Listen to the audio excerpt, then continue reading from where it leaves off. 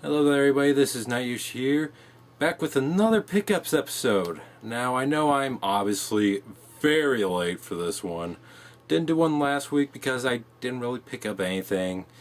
And this was supposed to be up by Saturday, but I've been busy, so I apologize for that, but I do get a lot of stuff to show off. So let's begin episode 3! Now, before we actually get into the games I pick up, I do want to show one thing that I have found recently. I did not purchase this, no. This was lost in my closet somewhere, and I recently found it. Here. It is my spare PlayStation 2. Yay! Yeah, I don't know what I'm going to do with this. Yeah, we used to have 2 PlayStation 2s. You know, one upstairs, one downstairs, because nobody wanted to share it or anything like that. But yeah, I don't know what I'm going to do with it. It has the cords, it has controllers and everything, so I might put a price tag on it. I don't know, try and sell it someplace. Maybe just keep it as a spare in case something happens to my other one. Or I don't know, maybe I'll give it to a friend or something, try and sell it to a friend, I don't know. But yeah, I got that, and I haven't a clue what I'm going to do with it. So, anyways, with that said, let's get started. We're going to start with the Game Boy games I picked up. So first and foremost, it actually wasn't a pickup. This was actually given to me by a certain someone whose name shall not be mentioned because they probably don't want to be mentioned. But anyways, you know who you are. Thank you for it. We got Mario Golf. Yep, Mario Golf. Which I actually don't think I played this version. I might have rented it from a Blockbuster. For the younger viewers that don't know what Blockbuster is, it was a place where you could rent video games and movies and whatnot before Netflix, before Redbox. Anyways, I might have rented it once, but the one I remember the best is Mario Golf on Nintendo 64, and that's a game I really got to pick up because I have many frustrating memories with that game. Game annoyed me to death. It was so hard for me. But anyways, got that. And this one actually came from a new game store I located. It's same as one of the other ones I go to, but it's got a different setup and different games. So another Game Boy game, which you can't see in this case. So I'm going to take it out. Check it out. It is Game & Watch Gallery 2. That's what it's called, right? Yep. Just want to make sure since it's Mario. I didn't know if it was like Mario Game & Watch, because it would have been embarrassing if I said it wrong. But this one, I've never played any of the Game & Watch Gallery games. I'm embarrassed to admit it. I remember seeing them at like Best Buy and whatnot when I was a kid, but I never bought them. And I regret that. Because this actually does look pretty awesome. I'm going to have to get my Game Boy out and check it out, but for now, don't got it, so there's that. Now on to Game Boy Advance. Same person that gave me Mario Golf gave me these 2 games. Yu Yu Hakusho, I believe that's how it's pronounced. Yeah, Spirit Detective. I've never played this before, but I do remember watching the anime. I remember how awesome it was, so can't wait to check that out. And then this is one of the Mario games that I just can't get into. Mario Pinball Land. Yeah, I remember when I first played this. What the heck am I playing was my first reaction. But of course this was before I even knew how to play pinball or anything like that, so yeah, I'll give it a second try, see if it's any better now. Maybe it's one of those games that get better with age.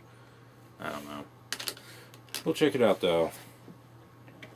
Now up to the Atari 2600. So first and foremost, Frogger.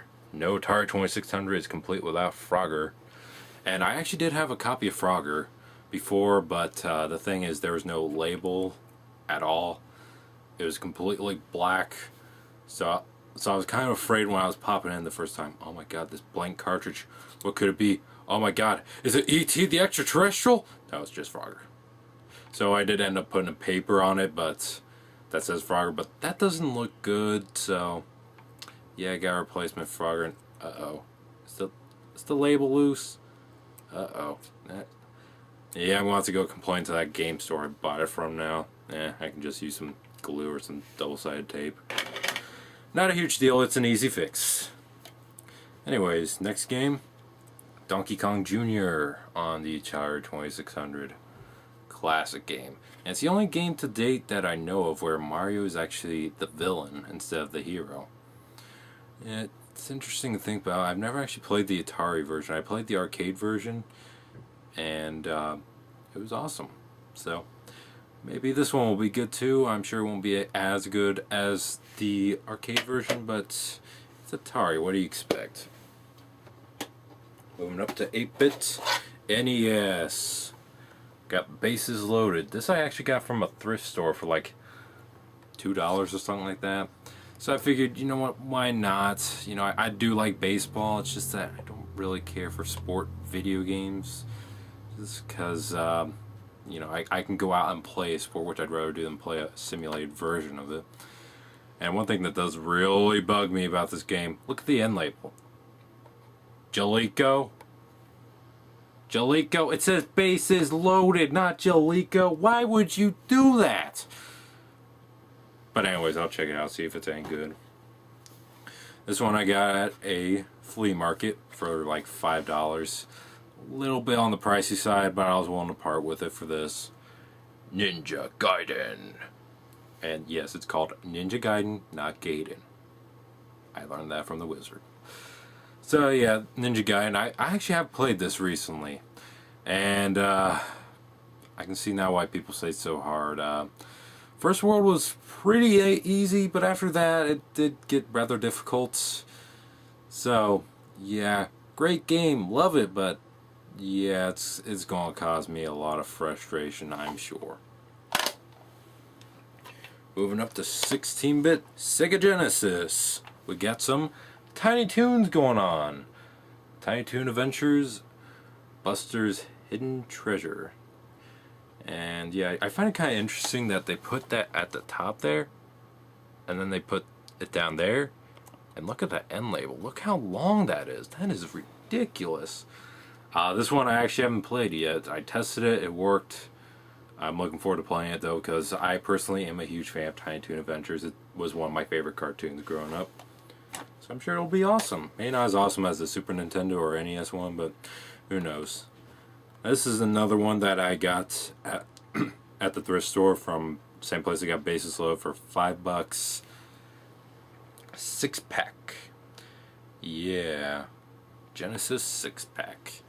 It's not the overall best condition, but I can deal with that just because it's got 6 games. It's got Sonic the Hedgehog, but let's be honest, who seriously doesn't have a copy of the original Sonic the Hedgehog this day and age? There's so many releases of it, there's really no way you can't get it. But anyways, it comes with Golden Axe, that's a good one. Streets of Rage, one of my favorite beat-em-ups ever. Revenge of Shinobi, never played it. Columns, I think is like a puzzle game, so I won't have any interest. And Super Hang-On, I've never even actually heard of, so. 6-pack, can't beat that. Now for what I got the most of, Super Nintendo games. This new video game store stopped by, had a huge sale on games, and including Super Nintendo, so yeah, I got a bunch of them. Here's the first one. Rise of the Machines. Or Rise of the Robots. Why did I say machines? I'm thinking about Terminator, aren't I? Rise of the Machines. I gotta get that out of my head. Rise of the Robots. I have no experience with this whatsoever. I've never played it, but I have seen it a couple times at other game stores. And I was interested, but they always charge like $5. This costs like $2, so I figured there's got to be $2 worth of content in here. There just has to be, and if there isn't, then this thing's gonna get the crap smashed out of it. It better be good, at least decent. If you saw episode 1, you might recognize this game, Mortal Kombat 3. Yep, didn't take too long to get a good copy of this. I mean, just looking at it is incredible. I mean, this is like pristine condition. This is the best looking copy of Mortal Kombat 3 I've ever seen. There's literally nothing wrong with it that I can see. It plays just fine. and it is awesome. And as for the other copy, I already put a price tag on it and sold it. Sold it for about $3. Figured, yeah, I pretty much got my money back except for $1. Big deal. This I got at a flea market for $5, and for the condition alone, I said, yeah, that's fair enough. Next up, a game that I don't really recognize at all. Super Battle Tank, War in the Gulf. I do remember I had a Battle Tank game for Super Nintendo, some sort of Battle Tank game, but I'm not sure if it was this one or not. This might have been it. It certainly looks like the one I had, but I can't really confirm. This one costs, again, about $2, maybe $3. And again, I just had to have it because of how good the label is. It's really not too often you see Super Nintendo games with labels that has nothing wrong with them at all. So I just figured, yeah, why not? It's cheap. And there should be about at least $2 or $3 worth of content of this game. And if there isn't, I'm going to take it out back with a hammer. Next up, not perfect condition like the last two, but regardless, awesome Super Nintendo game, Pilotwings. Yeah, there's only one problem with this one, just that right there. This is another one where I got flea market. I think it was like $2, $3.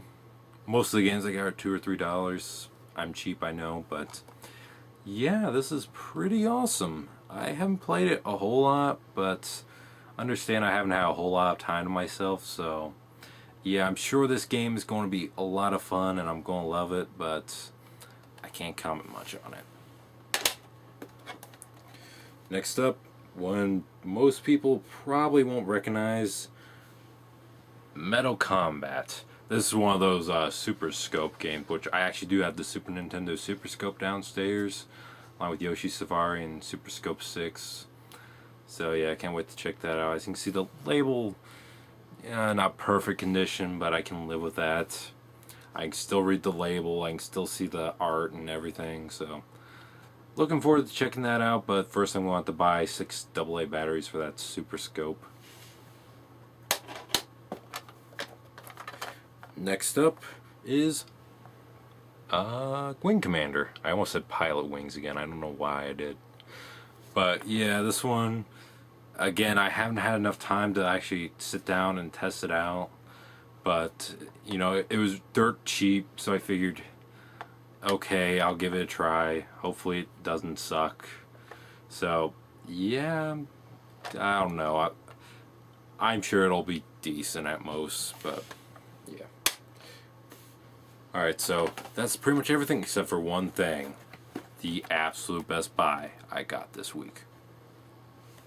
Mario Paint in the box, complete. Except for the manual. It doesn't have the manual, but you know what? I don't give a crap. I can buy the manual later. Just the fact that I got this with the box. With the box! That's not something you see every day. It comes with both the Super Nintendo mice or mouse, whatever. It comes with the game. It comes with the box. It doesn't have the manual, which sucks, but you know what? Whatever. And just for you guys, I'm going to show you the insides. The inside of this beast.